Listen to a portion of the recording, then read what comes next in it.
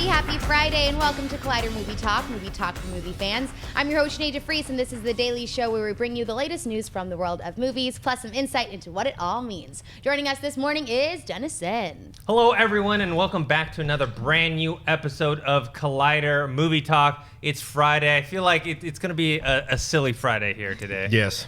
Yes, also here is the giggle monster herself, Perri Nemiroff. This is going to be a total nightmare, guys. I'm sorry. And Boo. John Rocha. Yeah, what's up, everybody? How you doing? I'm not gonna say other people's names of other shows. So top 10. Also here, it's classy Clarke Wolfe. Oh, hello, everyone, and thank you all so much for having me on Movie Talk today. Classy as always. Classy. I just said thank you. I saw her in Poldark. Classy. All right, let's get started. All right. It looks as though Warner Brothers has a lot of faith in J.K. Rowling's Fantastic Beasts and Where to Find Them franchise. During a live event yesterday that premiered 3 minutes of footage from the film, Warner Brothers and J.K. Rowling announced that the movie is the first in a total of 5 feature films. Fantastic Beasts and Where to Find Them stars Eddie Redmayne, Katherine Waterston, Dan Fogler, Colin Farrell, Ezra Miller, Samantha Morton, and Ron Perlman, and it opens in theaters on November 18th. Perri, stop it. Dennis, what do you think about having 5 movies total in the Fantastic Beast franchise? I understand why they're making 5 movies, because they want to make money, and also J.K. Rowling? I always say Rowling. We're going with Rowling today. Rowling, okay. It's always rolling. She can do pretty much whatever she wants. I don't like the timing of this. Why not? I know they're going to make 5 movies. We all know they're going to make... Just wait till the opening weekend of the movie. Yeah. Just go, oh, wow, we made a ton of money. Now we're going to make, 5 more. They originally said they were going to make 3. Now they're going to make 5. This is suspiciously like the time they made The Hobbit, when it was originally going to be 1 movie. Then it was going to be 2 movies. And then it ended up being 3 movies, and we know how that franchise ended, kind of, at least for me, on a whimper. What do you think, Rocha? I think it's great. I mean, as a person who works at the Harry Potter land, this has been like a huge thing. Everyone's been super excited to see the movie, and they're massive fans of the book. But I think what I think, Dennis, a little bit, I might counter a little bit and say they're doing this now so that it doesn't look like a cash grab if they announce it after the film becomes big, because it might feel like The Hobbit, we're trying to stretch it out if they do it announcing 5 films after the film hits. I think I agree with you. It's a little suspicious timing. Maybe wait, maybe don't wait. It all depends on how people are going to take it. But I think I'm super excited about this, and it means that they have a lot of faith in that the film's going to be good, and it's tracking well. And I think they've created a whole new universe here in America to make it a little more connectable for our audience here, our domestic audience here. And so it'll be interesting to see how far they push that and how much they explore and what other areas of the world they'll go and go into, because they get mentioned all the time in the Harry Potter films, but we don't really go into other countries and other worlds. So this opens it up a little bit more. 5 movies it's a tall order, right? Because I mean, you're walking into a lot of things here, but I'm excited for it, so I'm down. Clarke, what do you think about 5 movies? Well, I think Warner Brothers has been kind of sad that they lost their Harry Potter franchise for a while. I think we've all sort of been able to put our fingers on that. And when we found out about Fantastic Beasts, I think it was kind of like obvious. Okay, great. We're going to find a way to continue the franchise. But, Rocha, you alluded to it. The parks are doing super well. People are loving being a part of the Harry Potter world. Obviously, like you were saying, the studio has faith in this. But I do agree. I was getting kind of Avatar vibes of, and we're going to do 7 sequels or whatever, and it was just like, okay, guys, come on, let us see it first. Let us decide. Let the public decide. I think making those kinds of announcements, as opposed to maybe J.K. Rowling saying in the same conversation, well, I have enough ideas and story arc to go for 5 movies. That, I think, would have been a much more interesting way to position it, as opposed to just flat out announcing, okay, there's going to be a total of 5 before you've even decided if you like this or not. Perri?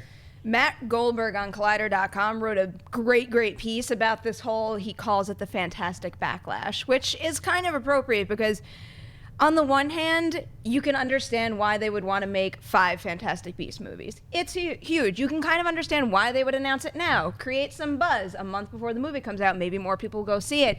He cited a fan backlash because it's almost like saying that the fan opinion doesn't matter. It's Warner Brothers saying, we're going to make these 5 movies because we can and we will, and we're going to make a lot of money. We don't care what you guys think about these characters when the movie actually comes out, which is a pretty reasonable way to assess this whole situation. However, he also goes on to say, it's like, if you say to someone, I'm going to make 5 Fantastic Beasts movies, the natural response is like, oh, 5 of those movies, you know? However, if you say, I'm going to make a Fantastic Beasts 10-hour miniseries, it's like, oh, you know, that's an interesting idea. And I agree. That would be my response if I had heard it put that way.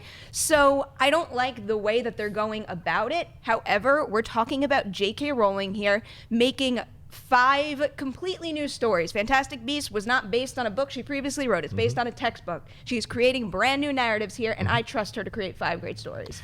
I think also something you brought up, Dennis, earlier, like this whole idea, does she have, and you said this too, Clarke, it would have been smarter if she had said, I have ideas for more movies, I have ideas for these kinds of things. But the thing with JK is, she said, we're not going back to Harry Potter, we're not going back to Harry Potter, and then she assists in writing The Cursed Child. I'm not going to go back to that world, and then she helps with Fantastic Beasts, which is essentially the world. I think the chance they're taking here is, this is not a stellar, well-known cast. Eddie Redmayne is well-known, yes, but Katherine Waterston is still making her bones. Dan Fogler is coming back from having kind of been put in the wasteland a little bit, and Colin Farrell is not necessarily a person they're gravitating to. Ezra Miller does stand out because of the stuff he's doing for Justice League. So it'll be interesting if, like what you were saying, are people going to like the movie? Are people going to gravitate to the characters? What Perry's mentioning, if they don't, then you're going to have a real hard slog doing five movies, and you'll be eating a lot of crow in that as a studio.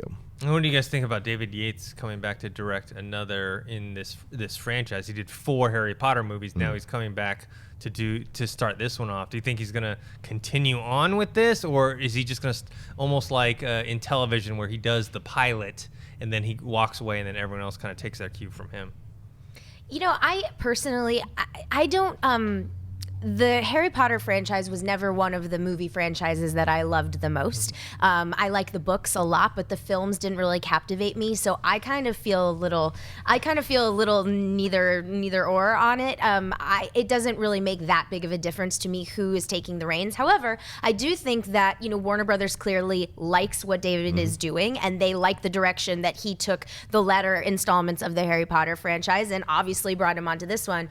But I think it depends on if he wants to stick with the franchise or not, which, you know, you never know. They're going to let him stick with it if he wants to stick with it. But how can you answer that question without seeing a Fantastic Beasts movie? It brings us back to like the starting point of all this. Like, who's going to get excited for 4 more until we see the first one? Because nobody really knows what this is going to be. However, they did just reveal a featurette of sorts from that fan event, and it's got more footage in it. And the footage looks pretty damn good. And so far, based on what I've seen in the marketing material, I kind of do like these characters, or at least at this point, I'm intrigued by them and want to see more. Oh, it's tracking really well. I think that's the only reason they announced it. It's because it's tracking well. They have faith in it. I think David's going to do what JJ did. He's going to launch it, and then he's going to sit back and have executive producing control of it, but he won't necessarily be. Because what you want to do if you're going to expand it 5 films, you've got to bring new directors in here who are going to give new visions. I mean, that's part of what kept the franchise alive for so long, because you had someone like Cuarón coming in, and you had someone like Yates coming in. Yates settled the ship, because after Cuarón, those next film or 2 weren't quite as solid, and Yates came in and kind of gave it a solid vision and a through line for the last few films, which worked, I thought. Yeah, and also you don't want a situation with happen, at least in my opinion, with Peter Jackson. When he came back to The Hobbit, he didn't want to actually do it. Right. Originally, Guillermo del Toro was supposed to do those films, so he kind of reluctantly took over, and you can kind of feel it in those movies. It wasn't the same as Lord of the Rings. All right, what's next? Now that we're 3 movies into the DCEU, fans are now turning their attention to the next film on tap, Wonder Woman. Speaking to Variety, president of DC Entertainment Diane Nelson spoke a bit about the previous entries in their extended universe, while promising something a bit different for our first adventure with Diana Prince. There's a misconception that DC, or parent studio Warner Brothers, has made a conscious decision for all of our movies to be darker or edgier. That's not the case. Fans of the DC universe know that there are characters, like Batman, who are darker, But there are others like Wonder Woman who are hopeful, optimistic leaders, and the tone of this film represents that. Clarke, what do you think about the comments made about a more optimistic Wonder Woman movie? I like it, and I think it fits for the character. I really do. I think a little bit of tonal diversity in a huge overall franchise is not a bad thing. I think it works for Wonder Woman, and I hope that turns out to be true. And there were comparisons in some of the additional reading to the Richard Donner Superman movies, and I don't think that's a bad place to look for some cinematic inspiration. There was this really interesting thing with Superman Returns, and the idea that Superman Returns just didn't work, so what do we do? And it's like, well, you don't have to remake the first Superman movie. I don't think that's what audiences in the mid-aughts were saying they wanted. I do think that was a bit of a misstep with that character, but there is a way to kind of find some middle ground, and that's what I'm hoping we're going to see from the Wonder Woman film, because I do think audiences were introduced to her with Batman v Superman as a tough and smart and strong and savvy character who gets the job done and isn't afraid to go into battle. But on the other hand, it's going to be interesting to see the other side of her, which is leading with optimism and leading with hope and leading with a bit more of a positive spin. So I'm all for that. That's something that I would like to see enter into this universe. Perry? I don't care one way or the other, as long as it fits the story and it fits the character. Go with whatever tone you want. Optimism is always good. I think if you don't like optimism, that's probably sad for you. But as long as that fits what they're doing with this movie, fine by me. And it makes me think of specifically Ant-Man. You have a movie like that, completely different tone, a different style of comedy, yet that character still fit in the larger MCU. So I feel like if they take that approach with this and they do whatever feels right to Wonder Woman specifically, she'll be able to go anywhere because we're going to love her in that movie. So the key is just doing it right and making a good movie. I mean, for me, the Wonder Woman trailer was my favorite trailer out of Comic-Con this past year, and I'm actually looking more forward to that than even Justice League. However, these statements to me sounds like something. We did a story about Jeff Johns saying similar stuff about Justice League, and all this stuff is all a reaction to what happened with Batman v Superman, where it didn't make as much money as they wanted. I don't think there's a mandate Warner Bros. Saying, you need dark and gritty, but I think they had an overall tone in mind, and that changed because I think Suicide Squad, with the reshoots and the re-edits, I'm pretty sure if we see whatever the original David Ayer version was, I'm sure it's not as light as the one that we saw. So I feel like these statements are coming out now because they kind of want to change that narrative. But for Wonder Woman, I think it works because look at Man of Steel. Man of Steel, Superman is supposed to be a more optimistic type of character, but Man of Steel was a much darker version than we had seen before. So I think they originally had planned on trying to go with this more with the success of Christopher Nolan's Dark Knight trilogy and go, okay, let's go that route. And then when I don't even think it's a situation of where Batman v Superman failed because it was dark and gritty. It didn't fail, but it didn't do as well as they wanted to. I think it was because of other factors, but now everyone looks at just that dark tone and blames that. What do you guys think about that? Yeah, I mean, this is an interesting thing for me because I love Man of Steel. I absolutely do. I own it in every version, 3D as well. It's one of my favorite films. I love the reboot of him. There is an exploration to be had about being an outsider on a planet always. And it's something that Donner didn't touch on, which is something you mentioned, Clarke, about them going back to the Donner versions of Superman. This could work for Wonder Woman, absolutely. I think Wonder Woman is a freer, stronger, more fun character to play with than you have with Superman or you have with Batman. This is a very strong character that holds her own and forges her own path. I think if you do that correctly, that's all that matters. I think, Perry, you made a great point. Optimistic or dark, just do it well. That's all we care about. And you mentioned that too, Dennis. That's the thing that was the difference. I think Nolan's trilogy worked because Nolan knew how to do a dark Batman and still have the moments that worked well. I think what Warner Brothers unfortunately did was chain themselves to Snyder and Snyder's vision for Batman vs Superman after Man of Steel, and then a little bit of Suicide Squad, because I would like to have seen Ayer's version of Suicide Squad. I like Ayer as a director. I loved Fury, and I would have liked to have seen his version of Suicide Squad, because I guarantee you he probably did a good dark film that would have worked, and it was irrelevant that it was dark. It's about being good. And if I could add, with the whole idea of Christopher Nolan's vision and like where Warner Brothers goes in the post-Nolan Batman world, if you rewatch Batman Begins is a fun movie. Absolutely. Batman Begins is not The Dark Knight, and it is certainly not The Dark Knight Rises. My point is, when you have these opportunities to spend several movies with these characters, it doesn't hurt to start them out in a bit more of a positive way so that they can act once they face these real consequences, once they face real darkness, you go with them, you feel with them, you break with them. That's what we saw in Nolan's trilogy, and that's what I hope that we'll see with Wonder Woman, because I don't want to watch Wonder Woman, spinning around and, doing, I love that. I think that's fun for the first movie, but yeah, let's let her get a little dark. That's cool too, but we don't have to start there, and that's the bigger point I think that they're getting at. It's unfortunate that every time we talk about these movies, I guess this is going to happen when you're doing a cinematic universe, that we're constantly just comparing to everything. Yeah. Because wasn't it Warner Brothers that originally said when they announced all these movies, we're making filmmaker-driven movies, and it just doesn't seem like that's being allowed to a point. It's such an overreaction. Like, okay, one movie didn't work. It doesn't mean you can't still save the situation. That's what bothers me. By the way, I mean, filmmaker-driven movies, you've had one filmmaker, driving the main focus of the of the DC cinematic universe. I mean, perhaps it sounds like they're finally welcoming more of those filmmaker versions or driven films into the universe, which is good, but I think jumping out of the gate with one person's vision for a total of 7 hours is that's a lot of responsibility and a big gamble when you think about it.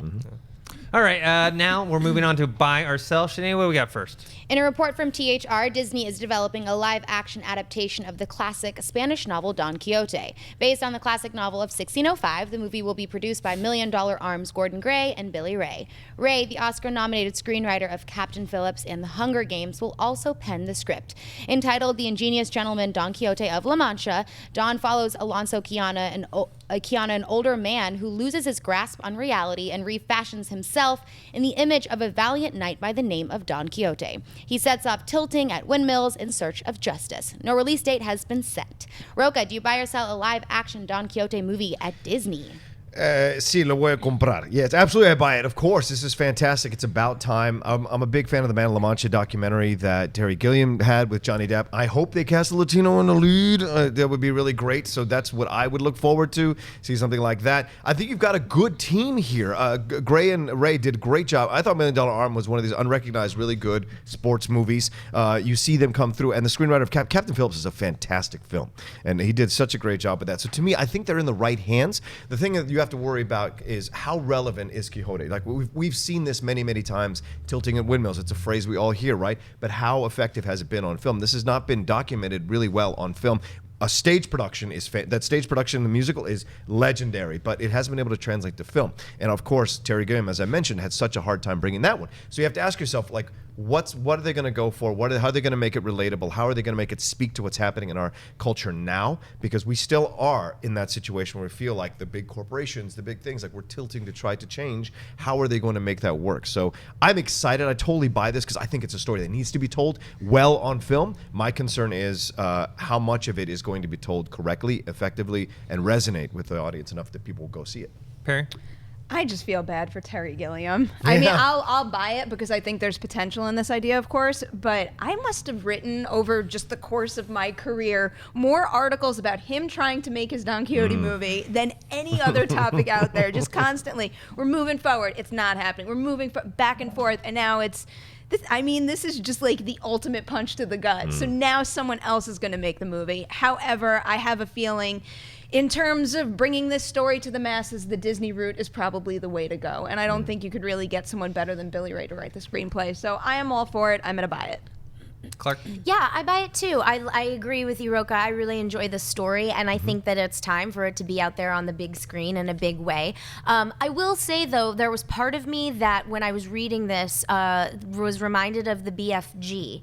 There was part of me that was like, uh-oh, are people asking for this? Do they want this? Will they go see this? Because this sounds, it's obviously, if you know the story, you know the special effects are going to be great. You know that, or meaning they're going to be, there's going to be a lot of them. And and it's going to be an expensive film and aimed at families, based on a work that's fairly old, so that people kind of know, but do they really? So I thought, that's just so interesting to me that they could take a similar gamble. And when you look at the BFG, you have a guy like Steven Spielberg at the helm. I mean, that seemed like a no-brainer, and boy, did no one go see that movie. So, I buy the idea of seeing this film. I want to see this film, and I hope that it gets made, and it sounds like it definitely will. But I think it might be a little more risky than perhaps they're letting on. Yeah, I'll buy it as well, especially because of the team behind it. But also with Terry Gilliam, that would be a far different version than the one Disney is gonna make. But Clarke, you bring up a great point. It's a name that is known, but does it resonate with today's audience? And are they gonna be able to spend the money to bring this to life, but then also get a return? I would like to see Inarritu do it. I would like them to hand. He would be so fantastic to do something like this, a character-driven type of film. Maybe the special effects wouldn't need to be quite as extreme because of what's going on in the man's mind. It could be something more exploratory, which he did obviously with Birdman, with Revenant. There's work to be explored here that, especially as Latino, he could really bring to it, because this is something that speaks to our culture for many, many centuries. And so it's like, okay, why? And he can really explore that and make it topical, make it relatable. And my thing with BFG, and I'll say this to my grave, I think it's because they cast that guy is not that well known, and he won the Oscar, sure, but everyone was mad at him for winning the Oscar. But if they had cast a well-known actor, I think the BFG would have made more money to play the giant. I think that would have put it over the edge. Like if they had cast Jim Carrey 3 years ago, I think that movie would have made a crap ton of money. So you're talking about Mark Rylance? Yeah, Mark Rylance, right? I don't think people were like, oh, let me go see Mark Rylance in a movie. I think if you cast the right actor, it would have been interesting, and people would have gone more en masse. That's my opinion. Yeah, I disagree with you. Yeah. I think that you put even. Was it like, a bad film? Was it no. Oh, okay. Actually, I enjoyed the film, Okay. but it's just something that doesn't attract. Like you see the giant, it's not like this cute, friendly, fluffy thing that parents want to take their kids to. It's a property that is not well known. So, but we're digressing here. All right, what's next? It's been a long road through development hell for Meg, but cameras are finally starting to roll in New Zealand on the Warner Brothers picture. Directed by National Treasure's John Turteltaub, the movie will star Jason Statham alongside Chinese actress Li Bingbing. The story about an unstoppable prehistoric 75-foot-long shark known as the Megalodon. Meg is set to be released in theaters on March 2nd, 2018. Perri, now that Meg is officially underway, do you buy or sell the movie about a 75-foot great white shark? I'm pretty sure Ray's got the hookups. That looks like a storyboard or some concept art for the Meg Jason movie. Statham on the helicopter Like his with a pose. gun. His pose. Good thing his Roland Spy came in handy just so we could have this image. That was a way bigger than 75-foot shark. Let me say that right now. That's like 9,000 tons. That's no joke, that shark. All right, yeah, I buy this. I've been excited about Meg for however many years. They've been trying to get this thing off the ground. I will say I wanted the Eli Roth version. I don't really want the John Turteltaub version. And it actually goes back to the story we did previously. I wanted the Terry Gilliam version of Don Quixote. I don't want the Pirates of the Caribbean version of that movie. And I feel like we're going to be in a similar situation here where, it could have been a really fun horror comedy. And instead, we're going to get something like, I just think of National Treasure, but it's a giant shark movie. I'm going to watch it. Bye. Yeah, I'm going to buy it as well. It's so ridiculous. Hopefully they don't take themselves too seriously. And then Jason Statham being in it. Yeah, that picture alone that Ray put together sells me on the movie alone. I'd like to see some crossovers with Godzilla and King Kong. Clarke? Well, I was just going to look this up, but should have done it before we started rolling. I'm going to sell this, actually. I'm going to be the Debbie Downer here. Here's what I'm going to sell it if it is supposed to be scary and a drama. A PG-13 giant shark movie is not anything I have any interest in seeing, especially from the guy who brought you National Treasure. Now, if this is a funny, ridiculous Jason Statham fighting a giant shark movie, sign me all the way up. You can't sign me up fast enough. But something tells me that is not what this movie is going to be. I think this movie is going to try and be scary. I was just looking up the tone. Yeah, Perry's on it. But yeah. So, and to be honest with you, when you have a guy like Eli Roth at the helm for his for his first studio picture, I mean, that says a lot. Now, granted, Eli knows how to do comedy as well. So if that's what they were going for, but he left for creative differences. So there's really something about this that just screams watered down, no pun intended, and and so that holds no interest for me. Like John Turteltaub, he did National Treasure. He also did Last Vegas. Yes. Cool Runnings, Two Ninjas, and while you were sleeping. And while you were sleeping. From the man who brought you Yes. Cool Runnings comes the scariest shark movie I would buy that Wait a movie. If second. it's funny, then I mean, that first trailer is really when we're gonna see like the tone of it to see, okay, are we gonna be on board with this film or not? I feel like if Eli Roth left over creative differences. Actually, I'm going to backtrack a little because some of Eli Roth's movies. All of Eli Roth. Has like, I guess, a little bit of Eli, a little bit of sorry, comedy. we're talking I completely know. over you. I hope I get to buy or sell at some he point. can be a little playful, I No, guess. But but- if he backs out, I imagine they're stripping Listen. most of This is the how horror Riley out feels. of This is it. how Riley feels on Nightmare. No, but okay, go ahead. I was joking. No, go ahead. I was joking. Go ahead. can No. We can talk about Eli Roth some other time. I don't. No, I'm not a biggest fan of Eli Roth at all. His movies drive me insane. I was just going to say that Cabin Fever is definitely a horror comedy. Yeah. He is known for humor and violence in a lot of his films, and that's all. No, and it's good. It's a great point you make. I think for the audience that they want to hit with this Roth would have made the most sense, right? You make great points, Clarke. Turteltaub, he did Phenomena, which is one of my favorite films. Cool Runnings was one of the top 10 show's favorite films. But National Treasure, I will defend the National Treasure movies. I That's actually fun enjoyed times. the Those are first fun one. I times. wasn't Yeah, meaning yeah. to hate on them. I was No, just no, saying no. when I think of Scary Shark movie, Yeah. I don't think National Right. Treasure. You don't And think that's his fair. tone fits Absolutely. to what you think the movie should be But like. he hasn't done a good movie since like 2007. Like it's been a while because Sorcerer's Apprentice wasn't that good. Las Vegas was a slog to get through. And so you got this idea like why are they handing him this film? And you're right, it speaks to a feeling that it might be watered down. He'll throw a love story in there, you know that. It'll be there. That'll be kind of a little schmaltzy. How are you going to do that in a 75-foot shark movie? That's the thing. I think what Clarke said was great. Like if it's Statham versus the shark, let's do it. It's typical Statham to have these vehicles every couple of years. He likes to do these things that they don't make a lot of money, but they keep him working, and that's what matters. And he's so much fun. If you saw him in Spy, he was great in Spy. Yeah, and so you bring that Jason Statham to this movie, I'm on board, absolutely. We'll see what they can do. I think this is one of those things where they find a director that's been kind of sitting on the bench for a while, and they hand him a project to be like, hey, why don't you shepherd this to the end and see what happens afterwards? Because I would love to see what the creative differences were with Eli Roth. Like, did he want more blood? Did he want it to be way, way darker and not a PG-13 film? That's what it was. All right, what's next? Disney is moving full speed ahead with its The Lion King remake. Per THR, Disney has hired veteran screenwriter Jeff Nathanson to handle the script. Nathanson's credits include Catch Me If You Can and Indiana Jones and the Kingdom of the Crystal Skull, as well as the most recent Pirates of the Caribbean Dead Men Tell No Tales. The Lion King will build on the technology that director Jon Favreau established with The Jungle Book, which used a single live-action actor and filled the rest in with stunning visual effects. No release date has been set. Dennis, do you buy or sell Jeff Nathanson writing the Lion King adaptation? You know, I mean, I love Catch Me If You Can. I mean, some of his other movies, he did Tower Heist, Crystal Skull, Rush Hour 2 and 3, Speed 2. So kind of like a little resume up and down for me.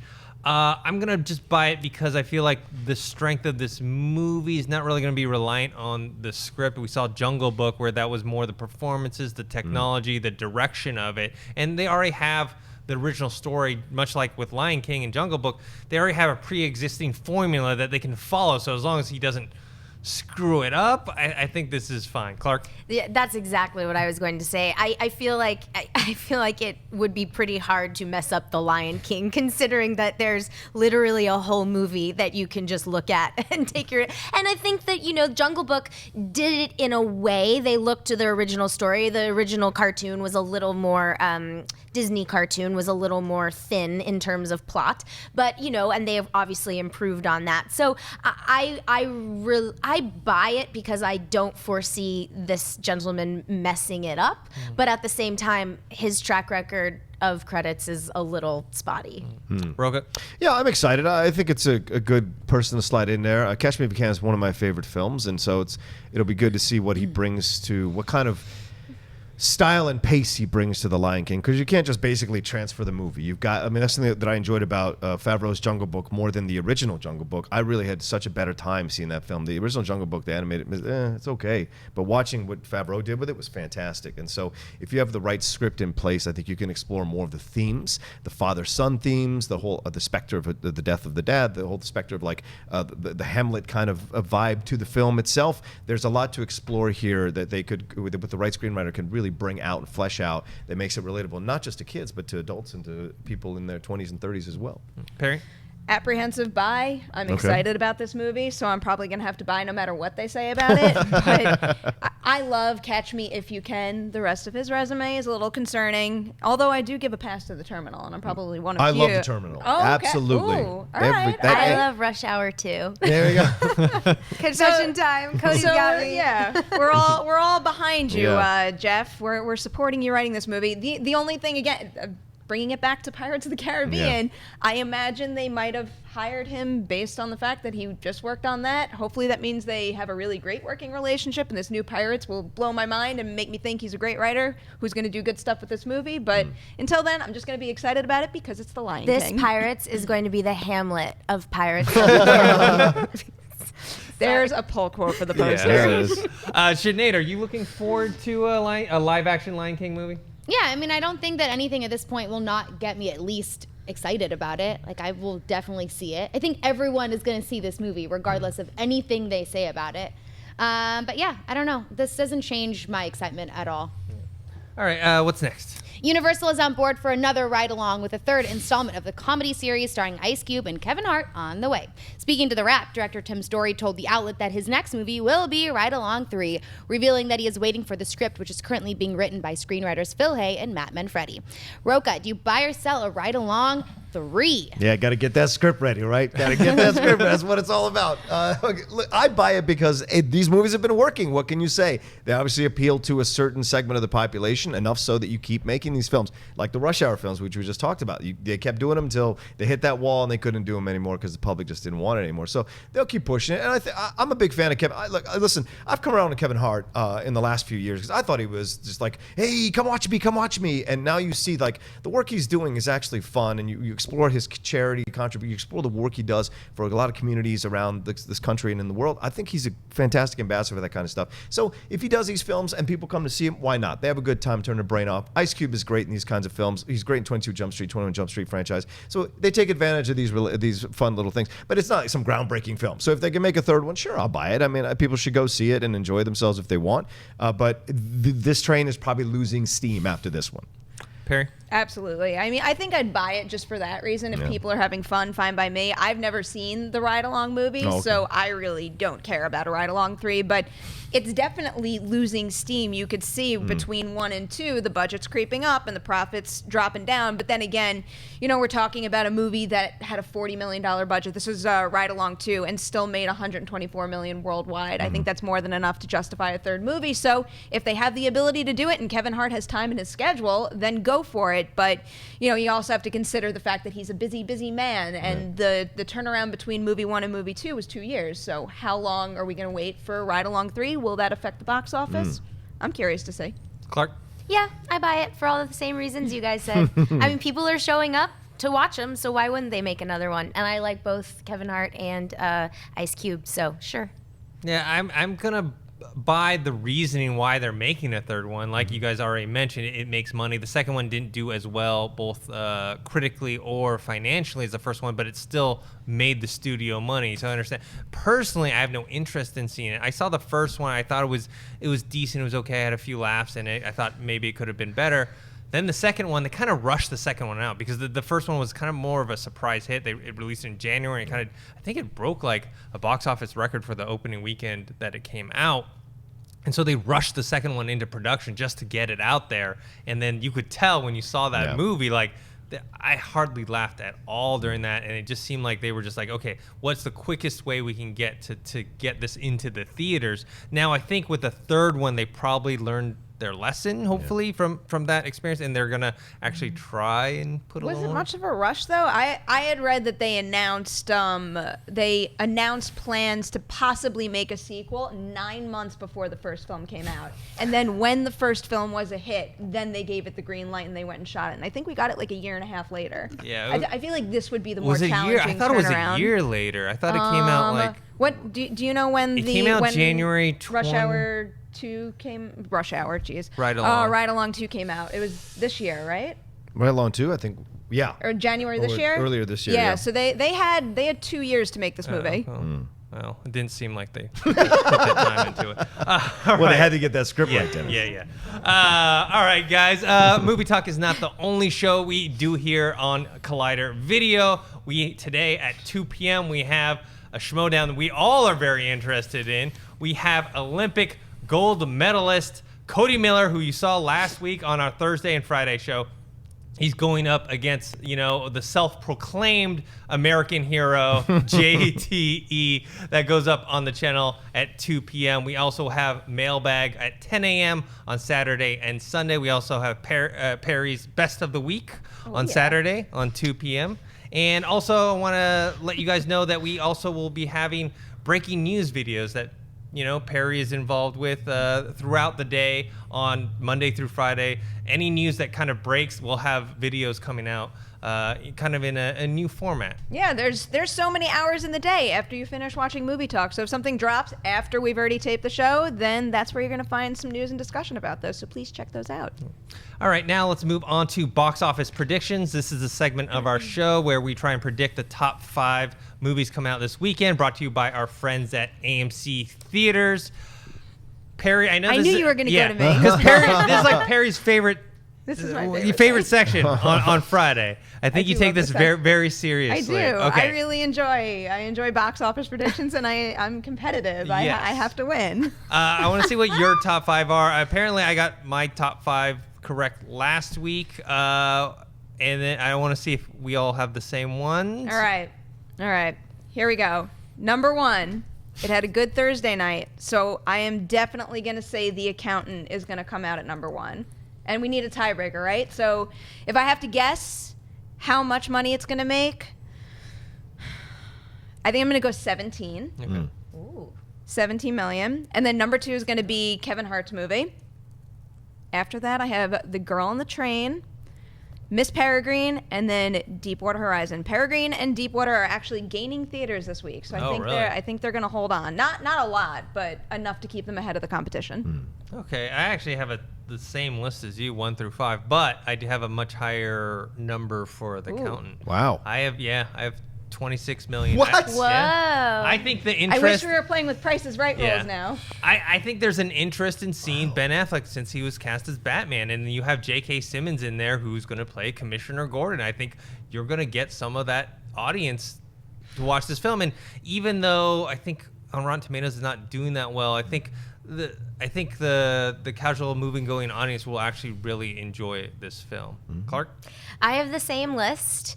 So I am going to put The Accountant actually at 22. Okay. So just a little bit less. I was reading an article this morning that this is a historically low October at the box office. But I do think that from the people I've talked to, they look at these trailers and they think it looks really cool. So that's where I'm at.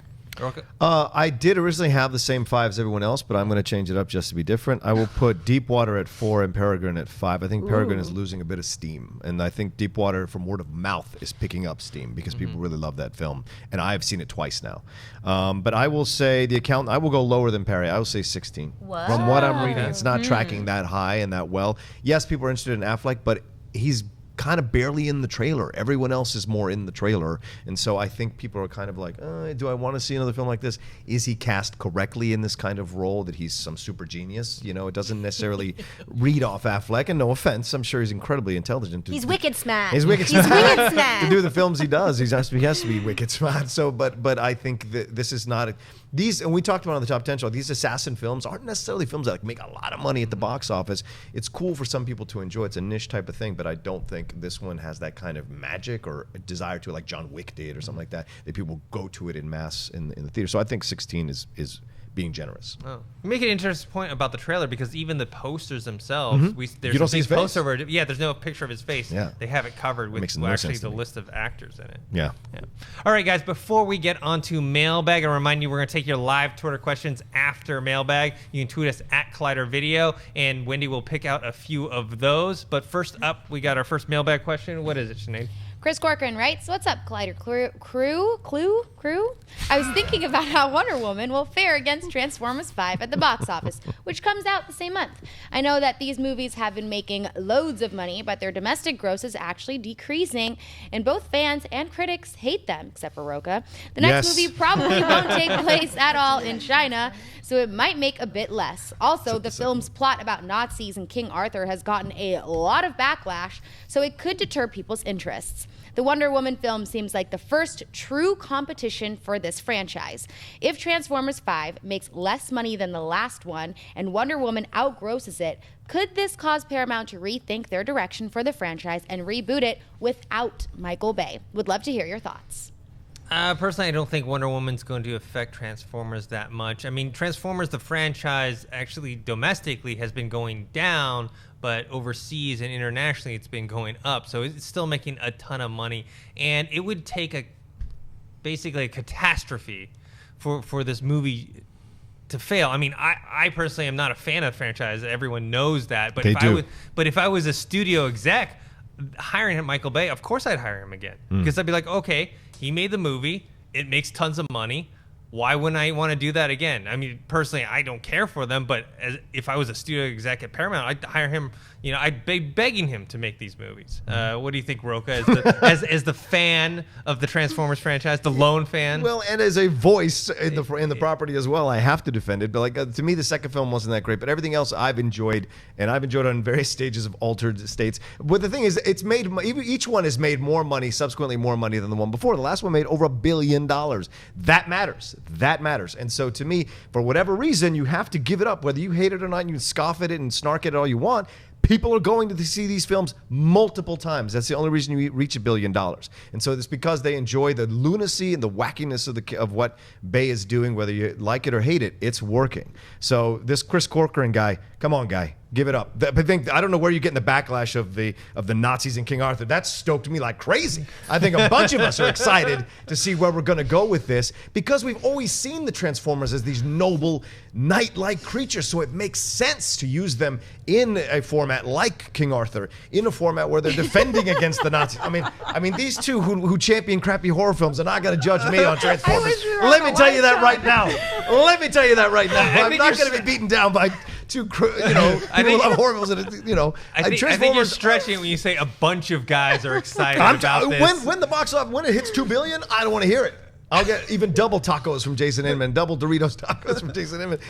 Listen, these things are fun. They're great, and they appeal. And you're right. What Nose did to me one time when we were here jingling the keys, that's what it feels like. You're right. It goes back to us being kids, watching these amazing, bright things with multiple movements. It's fun to watch. And Wahlberg is the perfect person to shepherd us into the next thing, because LaBouffe had kind of wore out his welcome. Wahlberg is a more solid guy to bring us in. You saw his work in Deepwater Horizon. People gravitate to this guy. It works. He's an American man. Yeah, if by fun, do you mean like taking a drill and drilling through my skull? Listen, Kaijudo, I don't want to hear it. Can I defend Transformers for a second? Okay, I just did. Or this new one, as a non-fan. I think that Paramount is really looking at this franchise, because I do think that our person who wrote in the question does have a point.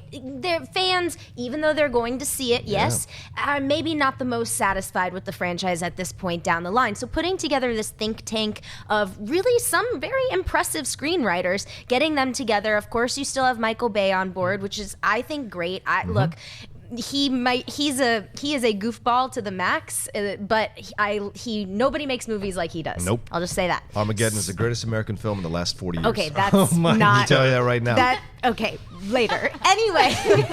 America. America. Yeah. Okay. So my point being that I do think that Paramount is actively trying to improve the quality of these films, because they want this franchise to continue going forward. What I'm curious about with the Wonder Woman comparison is if Wonder Woman turns out to be good, if it will have legs that basically not knock Transformers out of the running, but and correct me if I'm wrong, because you are clearly the person who knows. The aficionado. The aficionado. Rolla. But am I mistaken to think that the Transformers franchise over the last couple installments has been making most of its money internationally, Well, yeah, and as Dennis was opposed to alluding to that. domestically? Yeah. So my point is just that this could be, Wonder Woman really could provide an interesting challenge for the franchise, for the Transformers franchise, if it's good and if people finally get that DC movie that they have all been waiting for, if that makes sense. But we also need to move away from this jingoistic thing. But if it doesn't make a lot of money in America, but it makes a lot, Well, it's not I value. mean, the industry's already moving that way. No, That's the no, thing. it Maybe has to. we No, I'm think saying you that said that. way. I'm saying- But no. Yeah, I'm trying to appeal to that. I didn't say you said that. I'm saying, like, there is that sentiment out Yeah. there, and I'm trying to address it now. I think it's bullcrap. You start saying, oh, you make money internationally, somehow you have money, your film has less value. That is crap. I get it. Hasselhoff in Germany, I get it. You make all the jokes. But the truth is, if it's making money, that's all businesses care about, and that's what movie studios. That's why we are. potentially might see a Warcraft sequel, Yeah. because it made because it made so decent- much money. Yeah. Sorry, I don't want to interrupt you, Perry, but just to that point, the reason I brought up the Wonder Woman thing was because here in the U.S., both of these franchises, whether it's the DC Cinematic Universe or the Transformers franchise, have been dropping off pretty dramatically very quickly after release in the U.S. That's what I'm more curious to see next year. That's all I meant by that. That's a Perry? fair point. Well, I will say the international box office plays a huge factor in the success of this franchise. Yeah. If you look at the statistics, the first two movies, like let's say roughly 52% of the overall haul came from overseas. With Dark of the Moon, that jumps to almost 69%, and then the next movie almost 78%. That's freaking huge, and those two are the two movies that crossed $1 billion worldwide. I do, however, think that not just Wonder Woman, but then you have Wonder Woman. The week after is The Mummy and World War Z 2. After that, it's Cars 3 and Kingsman: The Golden Circle. At this point, this far out, I don't know if any of those are going to be a hit. For all I know, they're only going to make like 20-30 million, and they'll just be mere blips on the radar, and we'll forget about it. Right. But that lineup, to me, could rock their opening weekend a little great bit, point. because I believe the other 4 Transformers movies, they were in a good position in terms of what came out the weeks before and how, I don't know if poorly is the right word, but the movies that came before them, they weren't box office smashes that would take a big chunk of the pie away from Transformers. And Transformers is a Japanese property. It's not an American property. So they know where they're going to. Well, but I mean, Chris did make a point where this one is not set in China, Right. and probably not featuring Chinese actors, which they kind of did to appease the China audience, and that worked because it did very, very well in China. And this time they're not going that route with this storyline. They're going for the British audience. Yeah. And The German. Well, I don't know. I don't know. I don't think the German I don't think audience. that's going to appeal to the German audience. All right, guys. Now we're going to move on to a live Twitter question. You can tweet us at Collider Video, and Wendy will pick out a few. Wendy, what do we got first? First one comes from Phil Fanfoom, who says, "Who do you think is the most powerful horror icon in the genre?" Ooh. Are we talking a person or a character? My mind went in many different directions. Oh, icon. So probably character, I would guess, because real life person, Jason Blum, without a doubt. Yeah. He's a license to print money. Icon. What do you think? Who's Jason Blum? Oh, wow. Blumhouse. What? What? Blumhouse. Oh Oh my God, they're do behind. they do movies? What movies do they do? Are you serious? Can you name He's some joshing titles? you. Like Insidious, Paranormal Activity, Oh, I like those Sinister. movies. Yeah, okay, I'm dead. I'm sorry. I'm not a horror guy. I'm not, but I love it when it's good. And Paranormal Activity is fantastic. Those series of films are so damn They good. also have the BH Tilt arm now, which nice. is busy supporting budding horror filmmakers and Right. you know, horror movies that studios might not want to take a chance on, and they're Okay. getting them out there. Apparently, Rocha hasn't been watching Yeah, Collider John Nightmares. Carpenter Collider was the last Nightmares. Not time. been watching Collider Nightmares, Rocha? How dare you? Makuga and I are busy that night. No, I mentioned John Carpenter. Yeah, so I defer to you two because to me, I'm an old school. So to me, Carpenter is still the guy. Wes Craven is still the guy. Like these other films, there's so many that have come out and saturated the market that I didn't know there was one guy like Jason Blum who's really kind of pushing the genre to another level, and I respect that. So yeah, if we're talking real person, Jason Blum. If we're talking icon, for me, it's always going to be Michael Myers. For me, I know Jason and Freddy got more movies, but to me, Michael Myers. I actually think I would go with Jason just because of, not that people won't recognize Michael Myers, but there's something about the mask that I think if you stop anyone on the street and held up a Michael Myers mask and a Jason mask, Or a everyone- t-shirt. Hey-o. I was prepared today. I second that, actually. Jason is probably my least favorite of all of the mainstream slashers. However, what's interesting about those movies is that they translate across decades, across language, across country. You know, with something like Freddy, if you don't have Robert Englund, it's a change. We know that, right? Whether or not you like Jackie Earle Haley in the remake, you know, Robert Englund is in a lot of ways Freddy Krueger, and with Michael you know, I don't know. There is something just more iconic, and also, you know what? Halloween has a mythology kind of built into it, and not saying that Friday the 13th doesn't either, because it does, but really when you're watching a Friday the 13th movie, you're not watching it for Laurie Strode, you're not watching it for the characters, you're watching it for sex and murder. So that's what it says about you.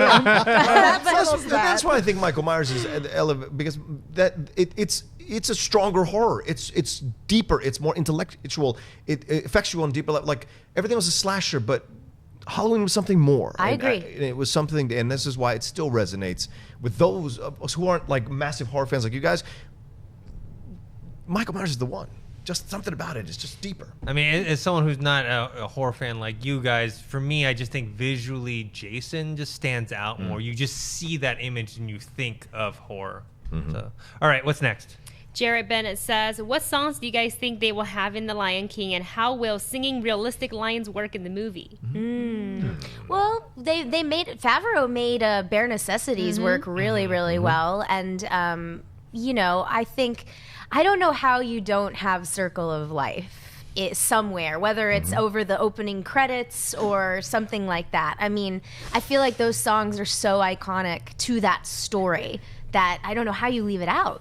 Same with Hakuna Matata. That kind of is the Lion King That's song. kind of like the bare necessities Yeah. of the Yeah, I think they're gonna have them, but it's not gonna be a full blown musical. I don't think they're gonna temper it, much like they did with Jungle Book. I wonder if Lin-Manuel Miranda would have anything to do with this. I mean, he's already working on the Mary Poppins stuff. I wonder if he'll have at least consulting type of situation there. Like he's just branching out so many areas. He's the Alan Menken, Tim Rice. So do you think he'll write like new songs? He might, for yeah, it? I absolutely think there'll be new songs. I think there has to be because there's something just about it that would you're just be copying and tracing, and to me that doesn't work. I think you have to throw something. With Jungle Book, there was only a couple of songs, so it wasn't like a full musical, right? Caw had a song. The Vultures have a song. Right. I love the Jungle No, Book. fair. But those songs weren't like you weren't singing them all the time. Like the ones that they included, and I think there's more. Oh, maybe Clarke was. I'm sorry. No, I wasn't. I wasn't singing them. But there are more things to come. I think if you have a new involvement, because if you're gonna explore these themes a little bit more, you need to find the right composer and the right lyricist to bring this thing out. And they've got to be these catchy hit songs. Because even like I watched the Lion King musical or the stage musical, and they had extra songs which I think were lesser. I think they were still Elton John songs, but they were just kind of the ones they kind of threw away and didn't use, and they brought them back for the stage musical. And so even in that regard, I don't remember those songs because they just weren't as iconic. Are we getting new songs for Beauty and the Beast? Does anyone know that? I don't think we know. Okay. I don't think we know. Okay. Yeah, but they're definitely going to bring back some of the Yeah, classic of ones. course. Yeah. Be All our- right, they what's better next? be our guest. All right, next one comes from Christopher Michael, and he says, how does fair use work? You guys show audio, video, and pictures on your show, but other YouTube channels say they can't. Is it okay for some due to their profession versus just being a fan covering content? Well, fair use is a very gray area. Fair use is it's one of those things where like you can do it, but even if you're in the right, someone can still come after you for it. So fair use is you use something, you're supposed to transform something and make it something different. So when we show pictures, we're talking about these pictures. We're discussing these pictures. The pictures aren't what the show is about. It's what we're talking about. And so you have to transform this. People can get sued or copyright infringement for almost anything. So it's just a matter of whether you want to do that or not. You guys have any thoughts about fair use? Nope.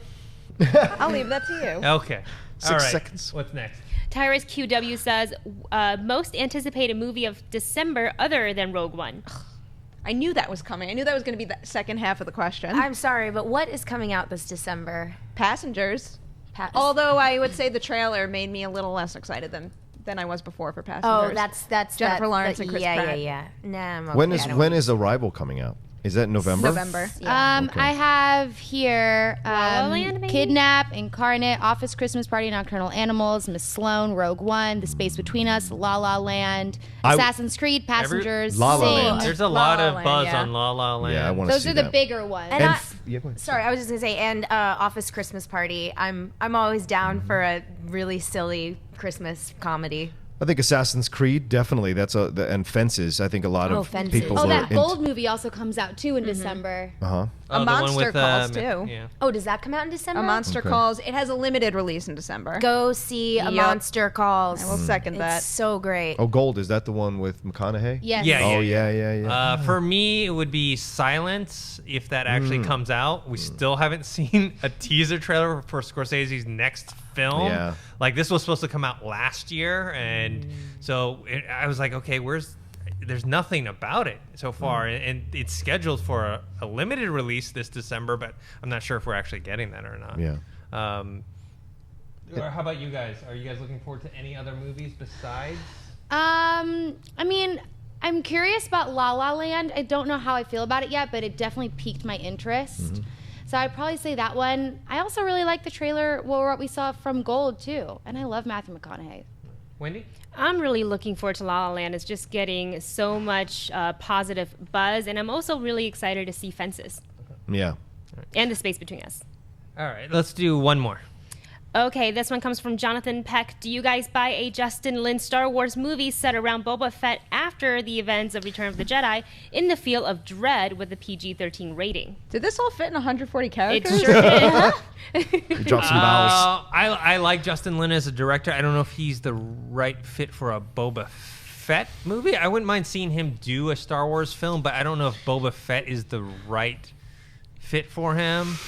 You apparently are not a fan, is Rocha. reacting physically. Do not mess with Boba Fett now. You give him the right director. You don't give him Justin Lin. I love Fast and Furious. Knock your socks off. That Star Trek Beyond was okay. It wasn't great. And so, for me, if you're going to do Service's character, you got to find the right director. People love Boba Fett like me madly. And so, if you're going to go and do him a speeding, fast things, blah, blah, blah, then you're going to kill me. But there's more to Boba Fett. His dad got killed right in front of him, decapitated by Mace Windu right in front of him. There's more here to explore. And so, please don't give me a director that's great at doing action, but doesn't really do really well with the emotional stuff. You got to find someone that hits both. Who would you like to see? No, I'm joking. Who would be great? I would love to see Nolan do it. Nolan would kill that. Oh, wow. Christopher Nolan would kill that. What is he working on? He should do this. I vote Matt Vaughn. Oh, Vaughn's I a want to good get one. Matt Vaughn I like into Vaughn. the Star Wars universe, and I think he could handle this. Yeah. And he could please the Rocha. I'm still super into Green Room, surprise, surprise, so I'd like to see Jeremy Saulnier try a big movie like a Star Wars movie. As for a Boba Fett movie in particular, I'd rather just see like a general bounty hunter movie rather than just focusing on that character, because I love the look of Mandalorian armor. I would watch a movie like that in a second. This would never happen, but I'd love to see an Aronofsky Star Wars movie. man. I think what he would do with it would be something different and interesting. In Justin Lin's defense, his earlier career, he did do films that were more dramatic and Like more No emotional. Tomorrow or whatever? Yeah. Or Better Tomorrow, is that what it's called? Yeah, I think A Better Tomorrow. Better Luck Tomorrow. Better Better Luck Luck Tomorrow. Right. But then, he kind of fell in with the, you're successful at one thing, they're going to want you to keep doing that.